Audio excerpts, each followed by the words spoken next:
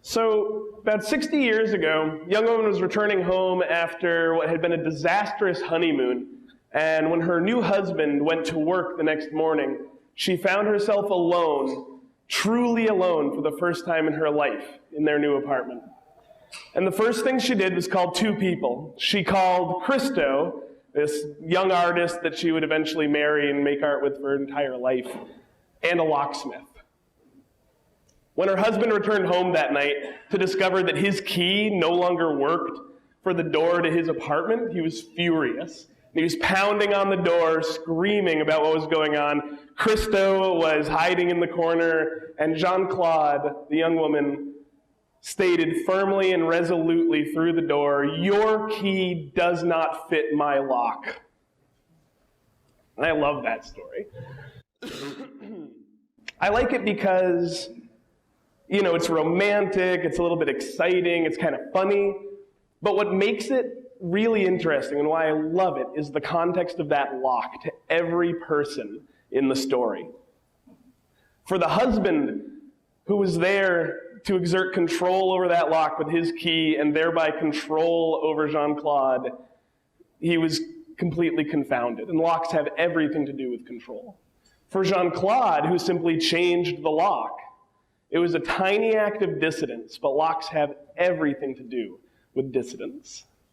And for Christo, for the guy hiding in the apartment of the husband of the woman that he would go on to be with his entire life, well, when she told her husband that his key didn't fit her lock, she was telling Christo that his key did. She had given him the key, that most sacred and perfect of totems, to indicate love. And locks have everything to do with bringing us together and love as well. Now, I know that all of that seems a little ephemeral for a security conference, but let me tell you how I got down this train of thought to begin with. So a couple of years ago, I realized that I could either spend my time keeping up with everything new that was going to happen in physical security. I could start learning the EE stuff that I didn't have the background in, I could continue to keep up, or I could go and look back at everything that came before. And then one of the locks in my collection made that decision for me. That says town, Yale and town. Now that's town as in Henry Robinson town, but also town as in Schuyler town.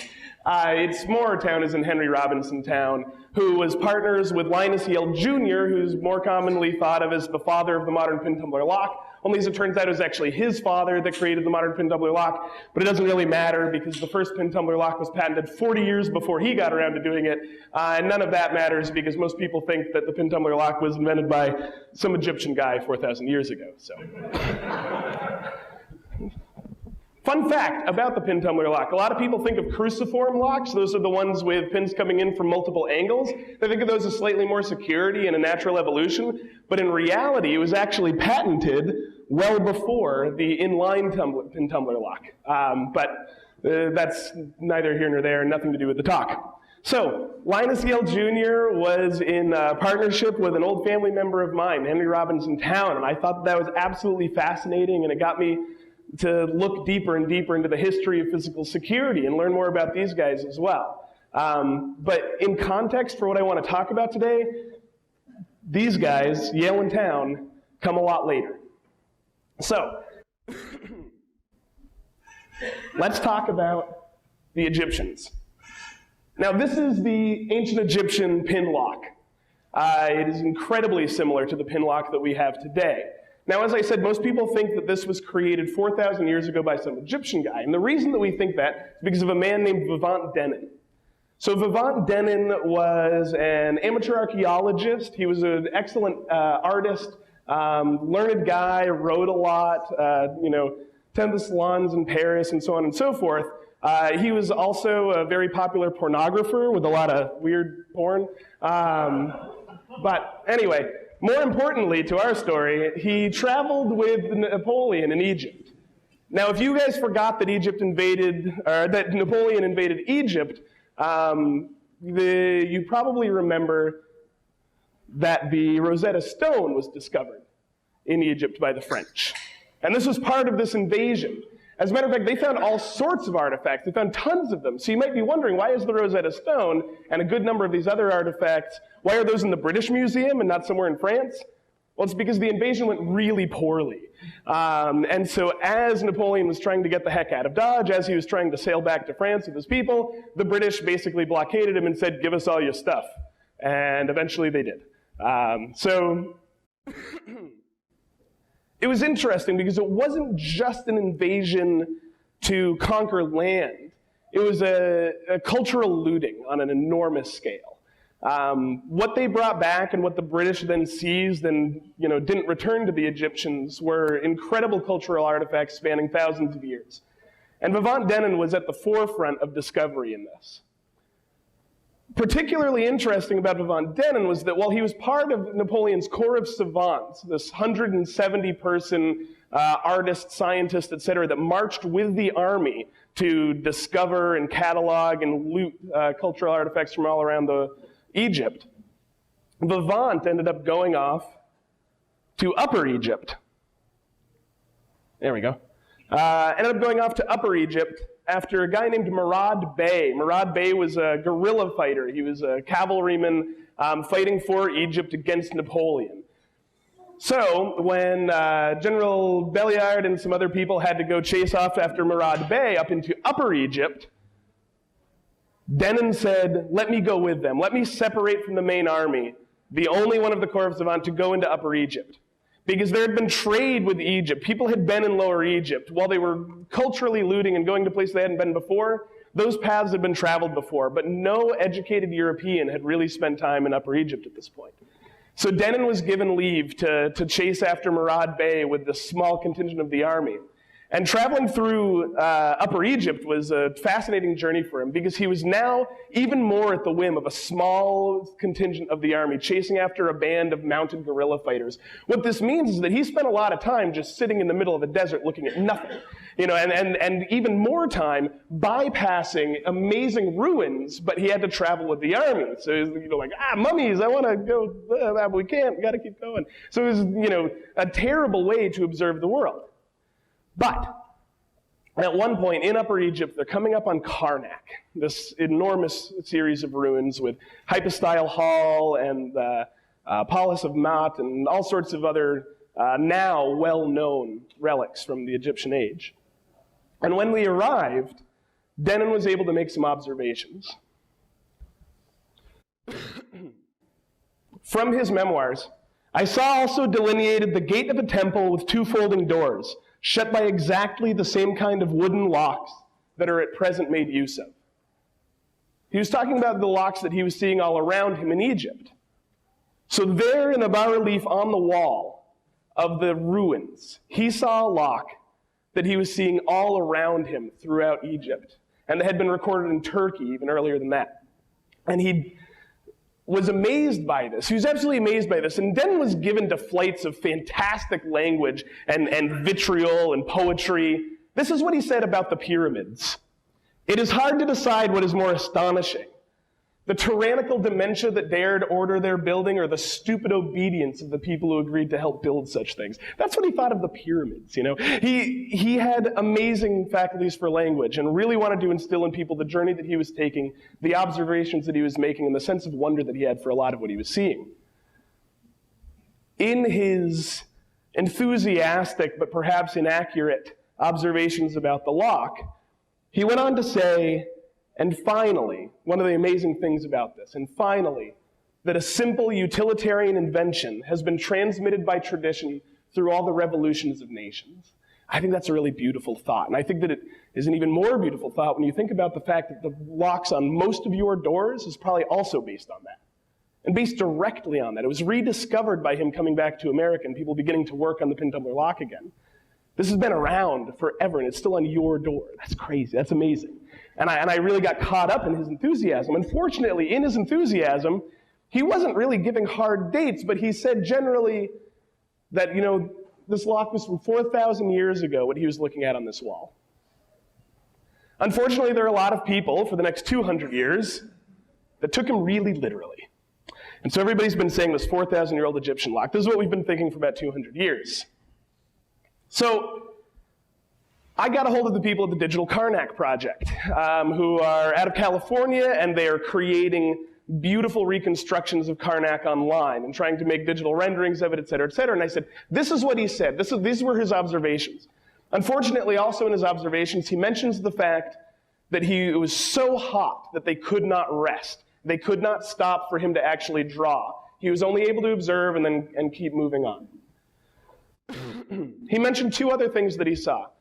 He mentioned the temple gates, he mentioned the lock on the temple gates, and he mentioned a man making an offering of 2 obelisks. So the folks at Digital Karnak said, we don't know what he was looking at. It's been another 200 years and he didn't draw it.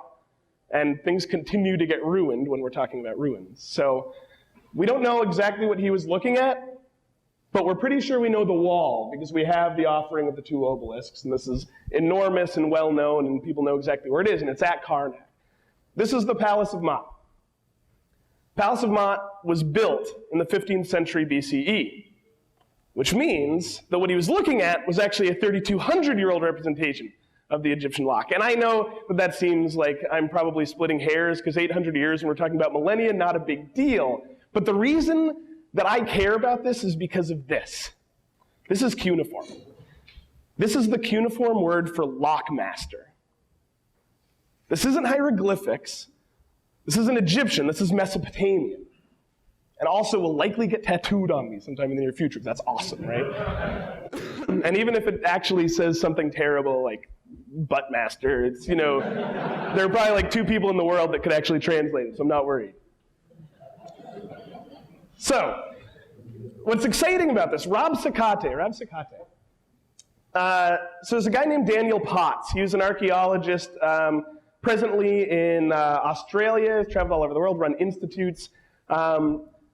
In the late 80s, there was an interesting uptick in the study of physical security in Mesopotamia. And most people were saying, most of his contemporaries were saying there were no complex locking mechanisms, it was all latches and bolts, and that was it. However, they kept coming across this constellation of terms that didn't fully make sense with what they were using as their mechanical models for the locking mechanisms. So Daniel Potts comes along and says, well, we know that the pin lock existed generally in this vague timeline in other nearby parts of the world. What if we use that as the mechanical model for this constellation of words that we are not able to define?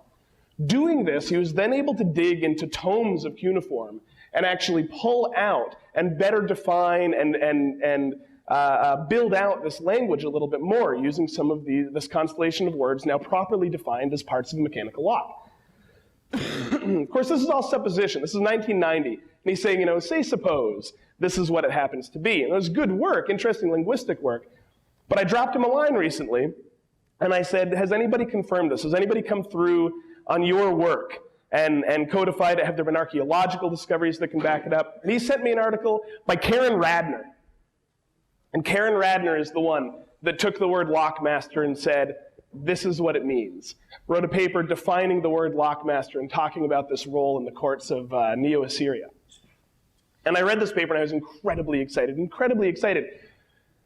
because more important than her defining the word lockmaster, which again was very cool, and I actually wrote to her asking for the cuneiform so that I could eventually get it tattooed on me, and she obliged. She was very nice. She draws a really important connection between 2 technologies. This is an Assyrian door seal. The Assyrians were huge into seals. Any of you that have studied like crypto or security seals, any of that stuff that's coming up a lot right now, will probably have come across the Assyrian penchant for seals. People would actually wear their seals around their neck, their personal seals. They're big into this as a concept. And this was their door seal. This is what they would put over a door. There would be a peg running through a bolt. Remove the peg and you can open the bolt. Easy as that. It wasn't hard security, but then they would put a seal around that peg and then seal clay over the peg. In order to remove the peg, you had to break the seal. And they were intricate like this. They weren't going to be readily recreated. So it wasn't high security, but at least you knew when somebody had trespassed. And that was one of the original uses for locks. It's one of the current uses for locks as seals. I mean, one of the most secure locks in the world. You could punch off of the safe that it's put onto. But there's no way to open it without them knowing that it's been opened. So, that peg in the middle of the door seal was a sikatu. That was the word for that peg. Secate is the plural of sikatu. What she was saying was, the plural of the word for peg is the same word that we are using for the pins in the mechanical lock.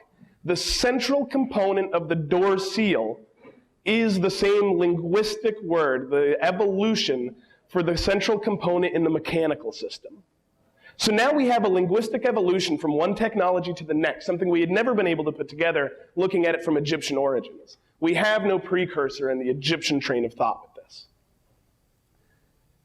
And I dropped her a line asking, partially for the tattoo, but mostly because I wanted to know if I could then say that this linguistic evolution could be interpreted as a mechanical evolution, if this is where it started. This is where mechanical security started, if this was the moment.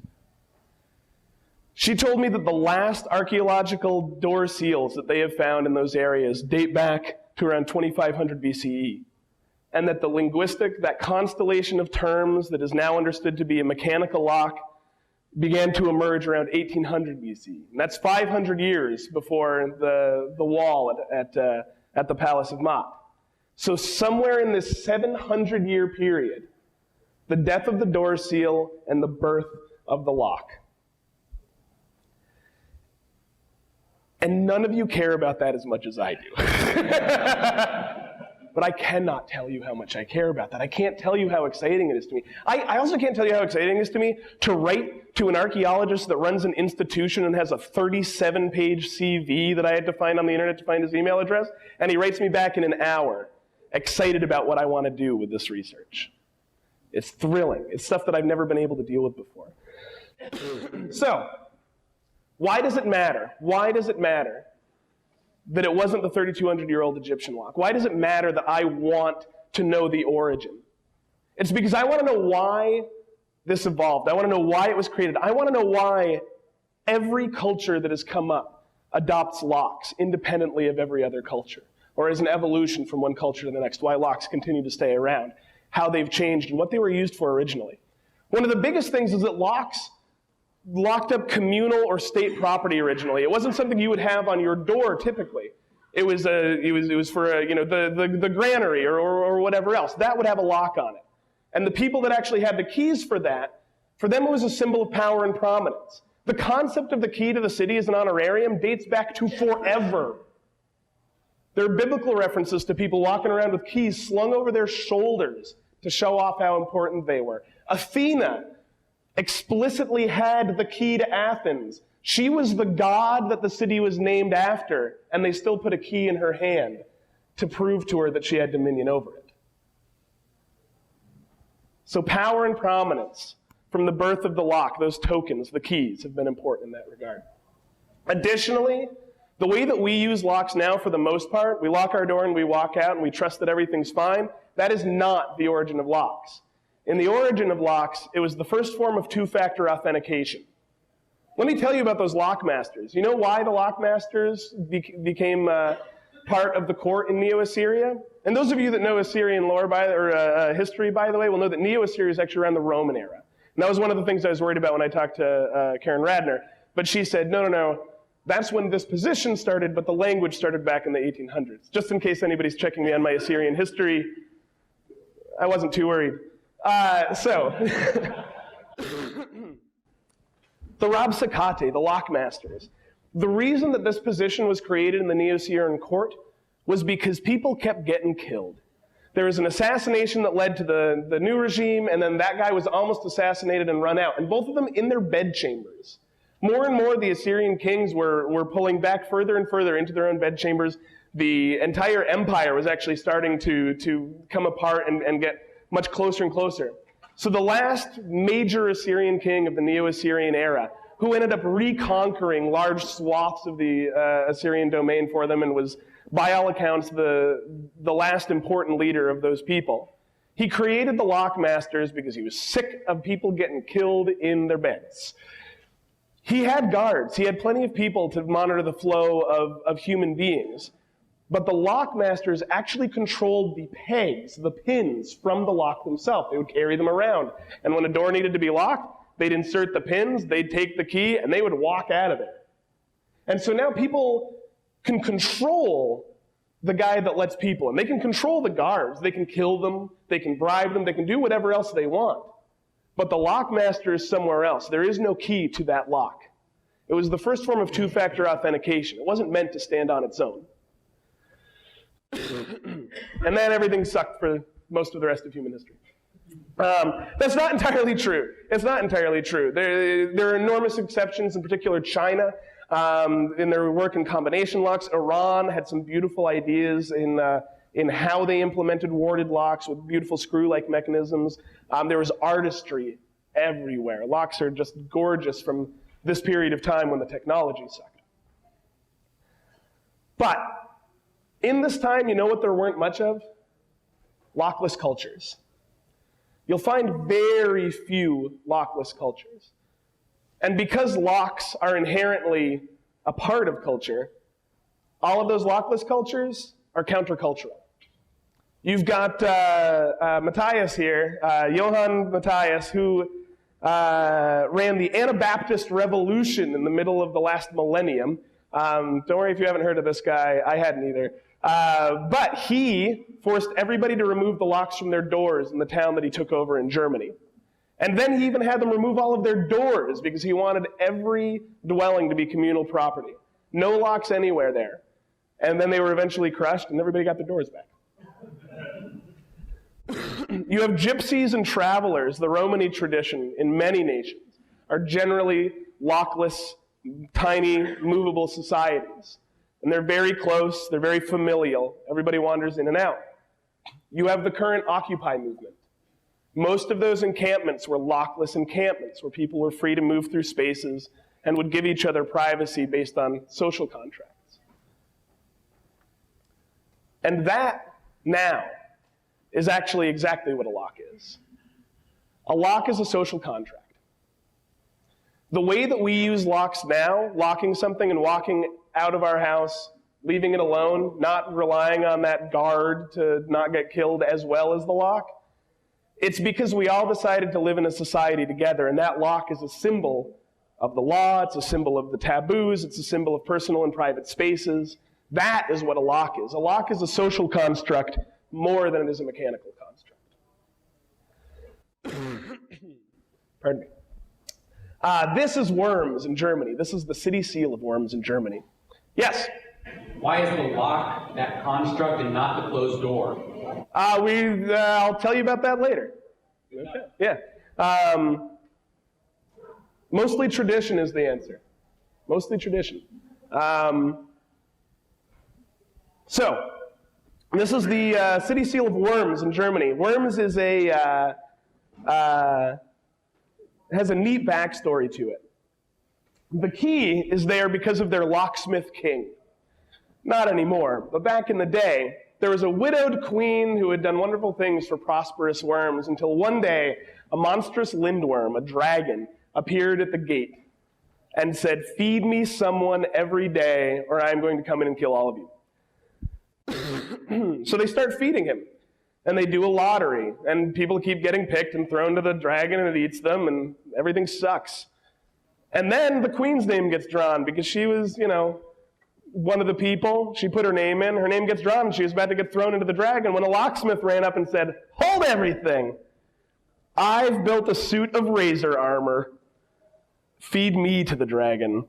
So this locksmith, for some reason, builds a suit of razor armor, and they feed him to the dragon, and it rips the dragon up, and he comes walking back in and makes the lock on the gate of the town, and they put it in the seal. The queen marries him. He becomes the locksmith king. It's fantastic.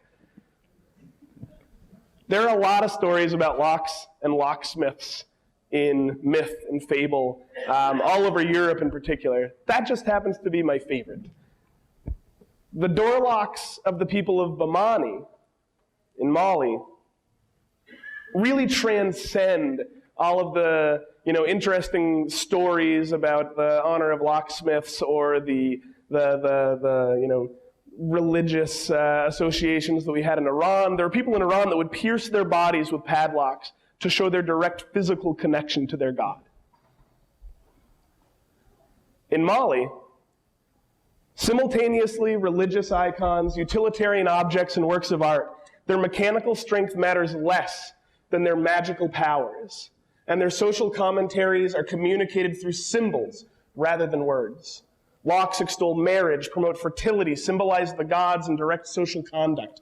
The lessons they teach speak of the creation of the universe, the value of balance, order, and harmony, and the need for sanity, for stability and equilibrium in the world.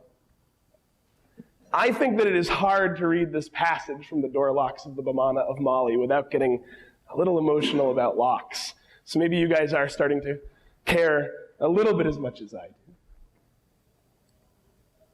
A wife and a husband would be given a lock for their hut when they got married, and that would separate them from the rest of the community. That was their space. It would be carved for them by the community and given to them. They aren't secure. Anybody could walk in and literally rip it off the door without a problem. But they were symbols. They were symbols. And in the symbology, it really did tell the story of the world. This was their origin story on the door of every home to separate new families from the communal family of their tribe. In the Andes, there's a fantastic little folk song. My parents lock me, the lock of the child of Runa. It just can't be destroyed. It just can't be broken into pieces. With my heart of hope and love, I break the chain into pieces, and I destroy the lock. My parents see me. My parents see me. With my heart of hope and love, I destroy the lock. For any of you that have ever picked a lock, again, these cultural folk songs have to make you feel a little something for the locks. And in Iran, back to Iran, we've been talking a lot about Iran. There's a gorgeous tradition when a woman is pregnant. They tie a small rope around her stomach as the child is growing. They bless a lock, and they secure that lock onto the rope. It bonds the child to life itself. It keeps the child and the mother connected. That is what it symbolizes. It's removed as the child is born. And there's more. The body-piercing tradition. The locks in Iran are beautiful well beyond their intricate ironwork. Security, however, was not the only reason why Iranians made and bought locks. Spiritual and psychological needs, which the inherent symbolism of the lock helped to fulfill, were also important considerations. However, it will not be long before in Iran, as in the West today, it will be devoid of all but its purely utilitarian aspect. That sucks.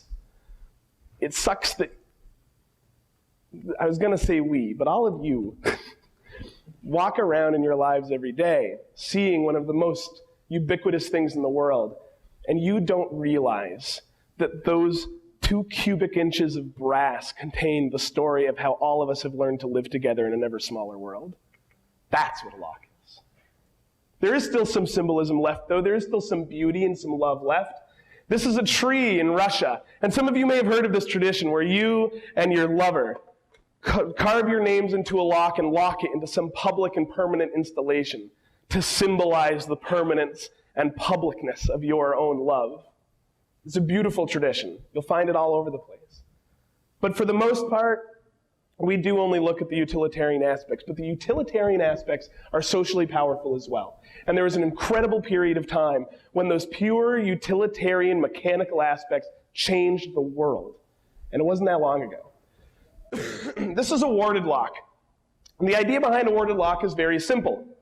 This pattern, cut into the key, all those beautiful ornate Victorian keys that you've probably seen, that pattern is recreated in plates inside the lock. All the key is doing is avoiding those plates and then hitting a latch. That's it. Very simple. The lever lock was created as a direct response to an attack on the warded lock. Warded locks could be easily impressioned. That is, you could easily make a key by simply observing the lock itself. In fact, let's step back. If I were to take a solid rectangle of metal instead of a key and put a small sheet of wax on it, when I insert it into the lock and begin to turn, I'm going to see these markings on the wax right away. I pull it out, I cut that out of the wax and the metal. I put it back in, recoat it with wax, turn, and now I'm going to get these pegs here. I'm going to carve that out, turn, and now I finally get this guy, and the lock works, and I have a key that will always work in that lock. It's called the wax pad attack, and it's one of the earliest concepts in impressioning. So the lever lock, the whole idea was that when you would turn your key, it would actually lift something on a pivot, so you couldn't get that impression in the wax. First lever lock was incredibly insecure. It was a single lever, just had to be lifted up to the right height and pulled back, and that was it. So, around the time that the lever lock was being created, in the 1770s, there's also this guy Brahma. The lever lock, by the way, can absolutely be impressioned. You just use a different method. But it was the start of this really cool mechanical revolution in England. Now, Brahma happened to be attending when this guy Baron, who is thought of today as the inventor of the lever lock, Brahma was attending, and he saw this lever lock, and he had been thinking about locks himself for quite a while. Now, why didn't he take his ideas about the lever lock and make what would eventually turn out by a guy named Chubb to be a fantastic and still sold today high security lever lock? Well, it's because he had a much crazier lock in mind. This is the Brahma safety lock. This is a vault version of the safety lock. Now, what's going on here is that each of these cuts along the outside are of slightly different heights, and they're going to push a couple of sliders down, and when all of the sliders have a gate lined up at the right height, the whole thing can rotate. It's actually a pretty simple idea, but really clever, and advanced the art of lockmaking by, I mean, it hadn't advanced in 1,500 years, maybe more, and he just brought it into the future. This is still sold today. Still crazy hard to pick. Still super expensive. Still used in high security applications. When he created it, there was also this funny little lock meme that was going around.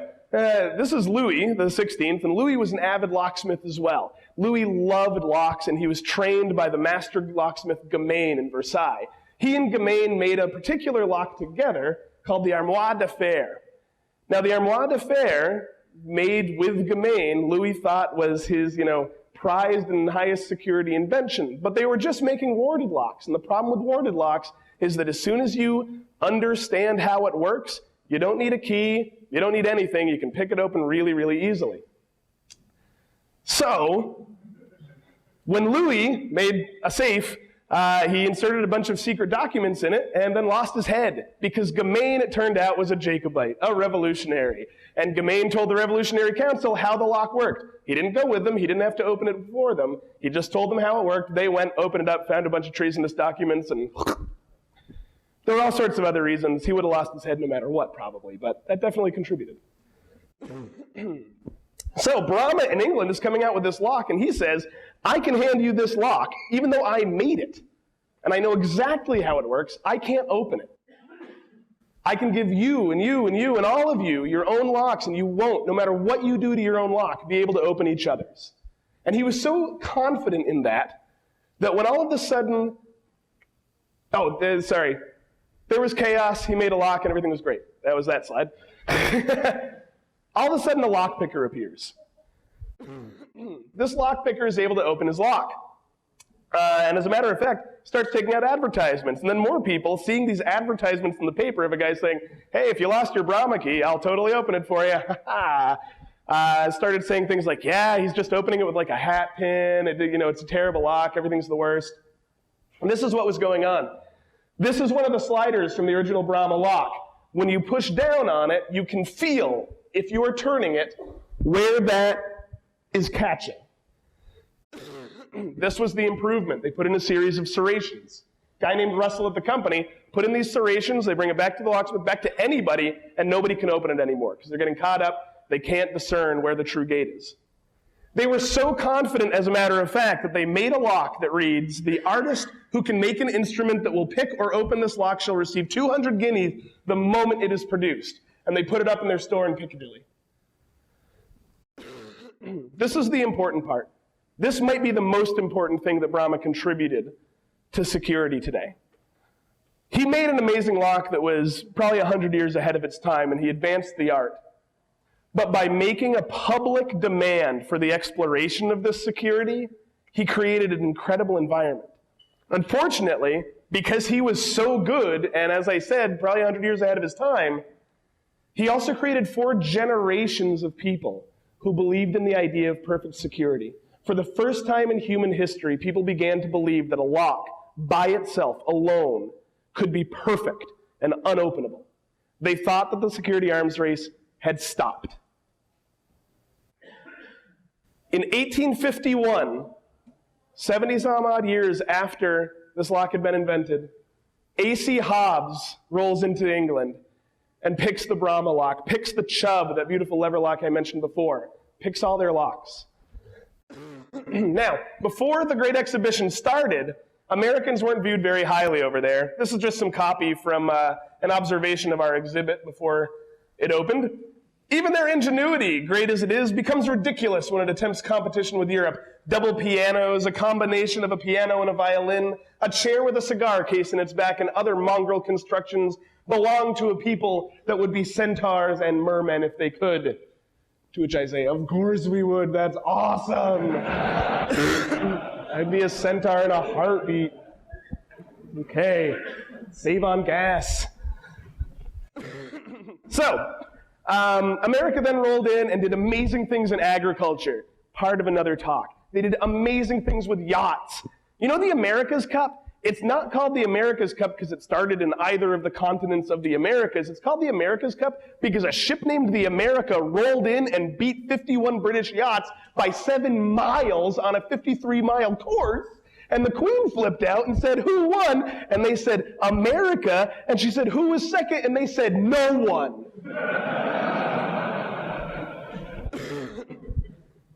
Still true.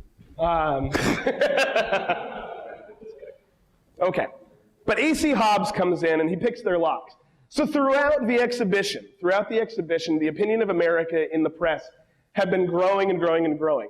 With agriculture, they said, you know what? Good on them. A nation with a continent in its pocket better know how to farm. And they bought all of our plows and they bought all of our reaping machines. They bought our guns for their military. And the yachts appealed to a very different part of their culture. It wasn't just, look at those farmers farming, good for them. It was, look at these engineers, look at these artisans. Those are stern daguerreotypes that they disliked, even started to win some awards and some sculpture as well.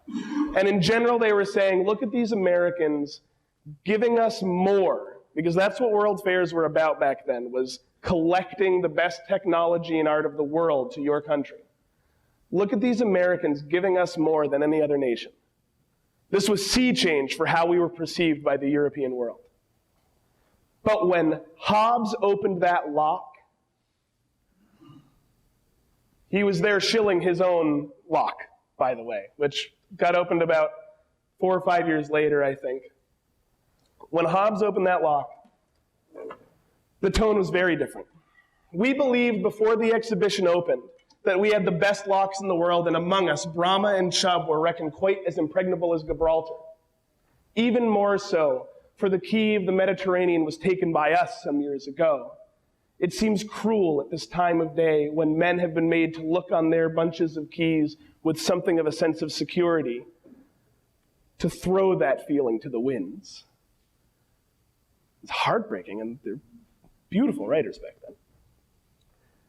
It was the nail in the coffin of the British sense of self-esteem at that moment in time. It was saying that 4 generations of people were wrong about the idea of perfect security.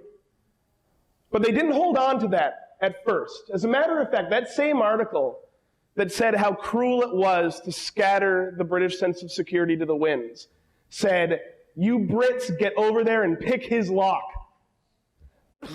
They didn't. Not for several more years. And then in the years that followed, they kept working and kept working. There were more competitions, more people picking locks, taking out ads in the paper, opinion pieces. The great lock controversy rolled on for a decade.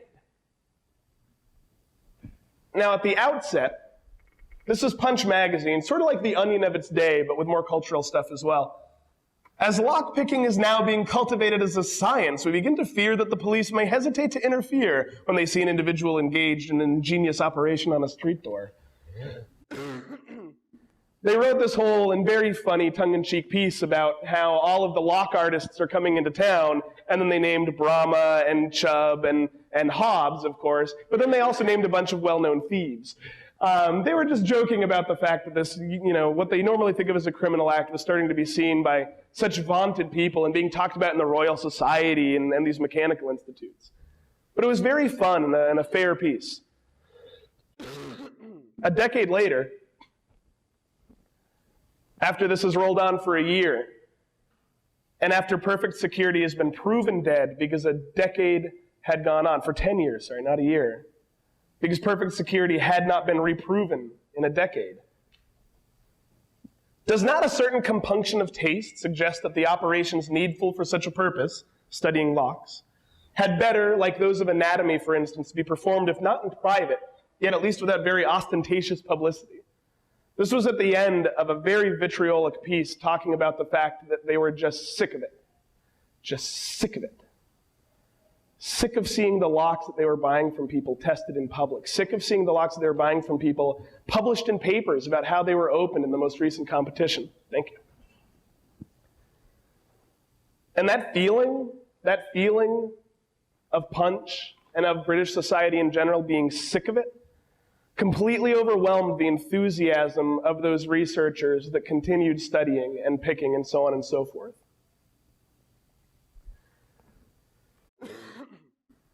For the next 40 years, we see an incredible uptick in ignorance in the popular press in England. There are articles showing drawings of Hobbes's tools that he used to pick their lever locks. There are descriptions of exactly what they did to open different locks. There are opinion pieces, letters to the editor, advertisements taken out in all of the popular newspapers for a decade, talking about how they're opening each other's locks and can't open mine, and that wasn't fair, bro, and so on and so forth. Less bros, they really were beautiful writers.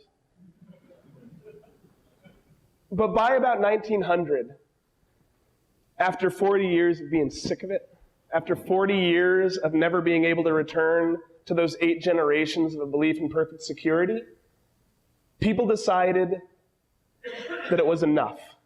That the lock on their door, no matter the technology behind it, just had to be enough. And today, the way that we use locks are as that social contract.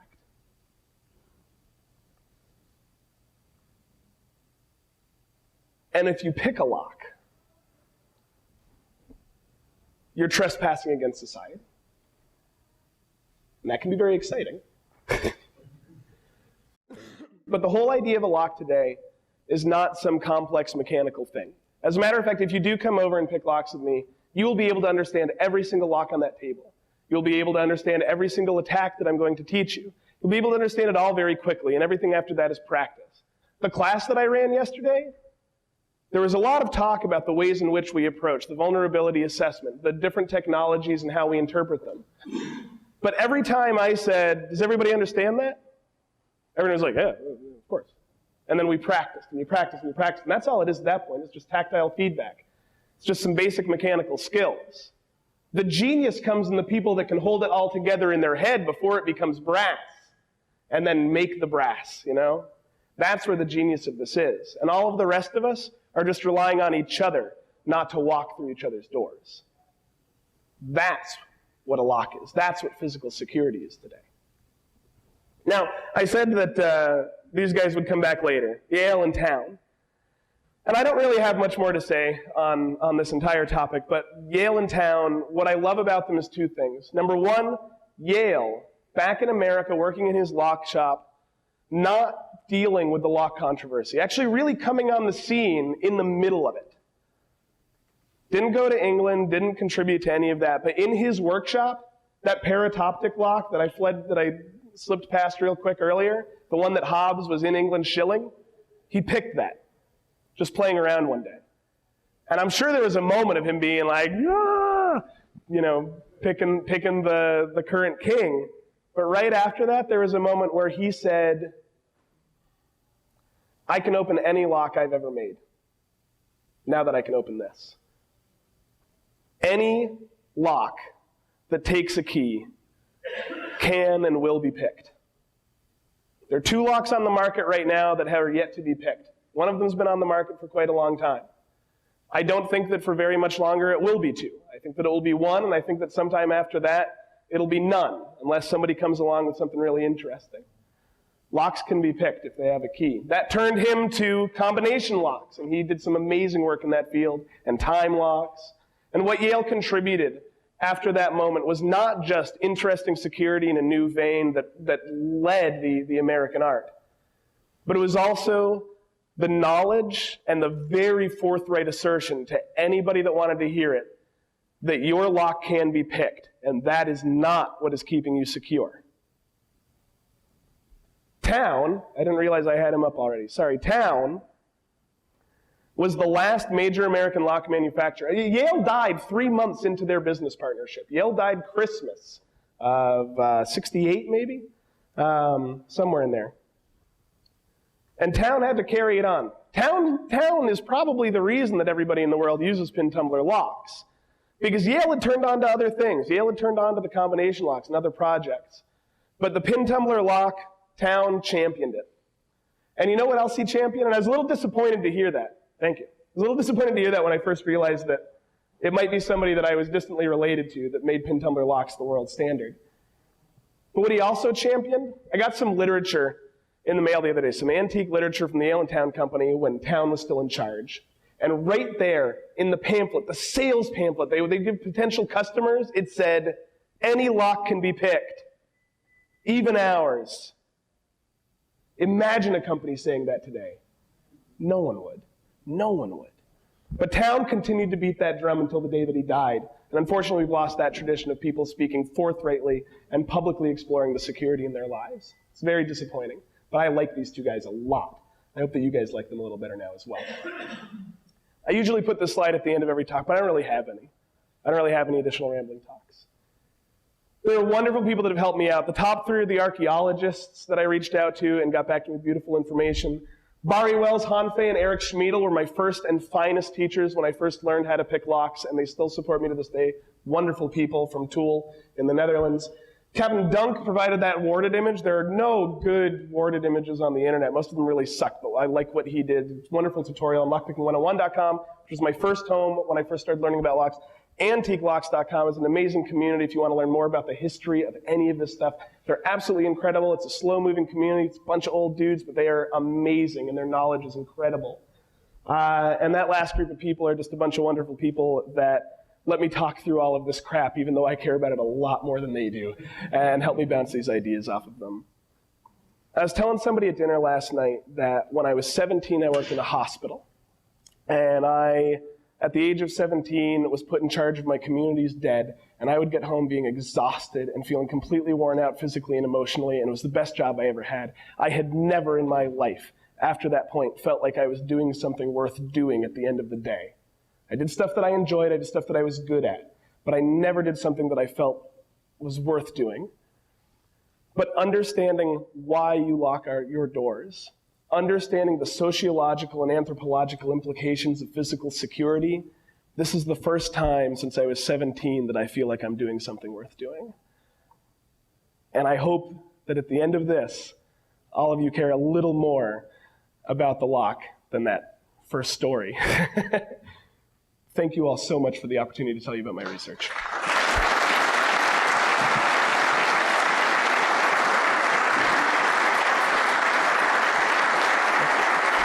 Sure. Are there any? I can answer your question now, and I can, and anybody else. Why is the closed door not enough? Here's a quick thought experiment. Put yourself in front of an open door frame. The open door frame. You're in a public space. How difficult is it for you to walk through an open door frame with no door on it? Probably not very. Your breathing probably doesn't change. You just treat it as an extension of your own personal space. Now there's a door in front of you with no lock on it. How hesitant are you when you open that door, when you go to explore that next part of the space? Does it still feel attached to your personal space? Now an open door, but that open door has a lock on it. Now it's open, So maybe you think of it as an extension of that public space. But that lock clearly indicates that at some point in time, there are key holders. At some point in time, this is a private space. How confidently do you move through that? Do you look for somebody in that space to confirm that it's acceptable for you to be there? Or do you just move through boldly? Now in front of you is a locked door, but you will go through it. How did you know it was locked? Did you try the handle? Would you just try the handle of any door you came across? And it's locked. You're going to open it. What does it feel like in that moment that you begin manipulating the pins, or when you go to kick it in, or however you get through, by wit or by force? What does that feel like? Has your breathing changed now? A lock tokenizes our social obligation to one another. A door is a piece of architecture. I think that's the best answer I can give you. Thank you. Not a problem. Any other questions? Do I have time? No time. I'll be at the table. I'm putting some locks together right after this, so it might take a second, but I'll answer any questions I can. Again, thank you all so much.